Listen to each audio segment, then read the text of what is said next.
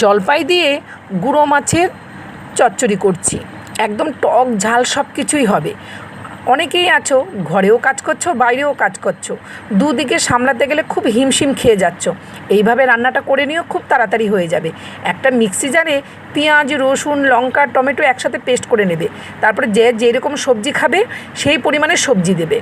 আমি এখানে সবজি দিয়েছি শিম, মূলো, বেগুন, আলু, তারপরে দিয়ে তোমার টমেটো দিয়ে তার মধ্যে দিয়ে দিলাম কুচানো পেঁয়াজ, মরলা মাছ, তারপরে লবণ, হলুদ, কাশ্মীরি লঙ্কার গুঁড়ো, পেস্ট করা মশলা, একটু সর্ষের তেল দিয়ে ভালো করে মেখে নিতে হবে। এটা কিন্তু হাতে মাখার মধ্যেই স্বাদ বেড়ে যাবে। যতটা মাখবে ততটাই খেতে টেস্টি হবে। কিছুক্ষণ মাখার পরে কেটে রাখা জলপাইটা দিয়ে আবারও ভালো করে মেখে নিতে হবে। খুব সুন্দর করে মাখা হয়ে গেলে একটু পরিমাণ করে জল দিয়ে দেবে, যাতে সবজিটাও সেদ্ধ হয়। সেই পরিমাণে জলটা দিয়ে দিতে হবে। উপর থেকে 4টে কাঁচা লঙ্কা দিয়ে দিলাম, একটু কুচানো ধনেপাতা দিয়ে ঢেকে দিলাম। এইবার গ্যাসটা ধরিয়ে দিচ্ছি।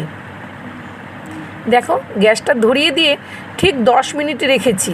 10 মিনিটে দেখো সবজি, জলপাই সব সেদ্ধ হয়ে গেছে আর খেতে দুর্দান্ত হয়েছে। বন্ধুরা, তোমরা কিন্তু এইভাবে রান্নাটা করে নিও, তাহলে ঘরে বাইরে সব জায়গায় খুব সুন্দর করে সামলাতে পারবে, তাড়াতাড়ি হয়ে যাবে।